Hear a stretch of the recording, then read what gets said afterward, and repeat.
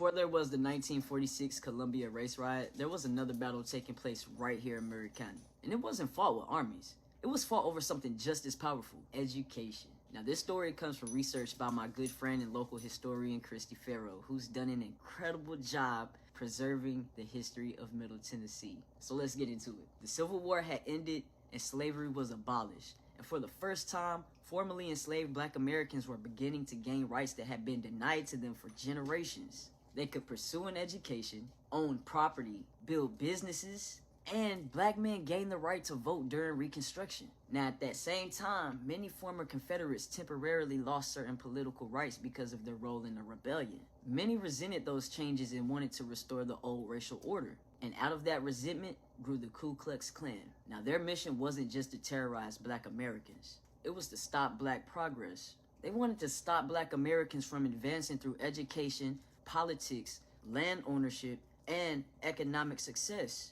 And if you were a white American who stood beside the Black community, you weren't safe either, because the Klan also targeted white ministers, teachers, and anyone who believed formerly enslaved people deserved the same opportunities as everyone else. And that's where Rev Henry C. Eddy comes in. Henry Eddy was a white minister who came to Tennessee with one mission, and that was to educate formerly enslaved Black Americans. He knew exactly what he was walking into. Henry Eddy understood the risk. The Klan had already threatened and terrorized people like him. Schools were attacked, teachers were threatened, his own life and the lives of his wife and family were in constant danger. Yet every time hatred tried to shut the classroom down, Henry opened it back up. Nothing stopped Henry from teaching, and the students refused to quit too. Imagine wanting an education so badly that you walk miles just for the opportunity to learn how to read and write. Sometimes there wasn't even a school building. Classes were held inside a barn with no proper floors, no proper walls, just a teacher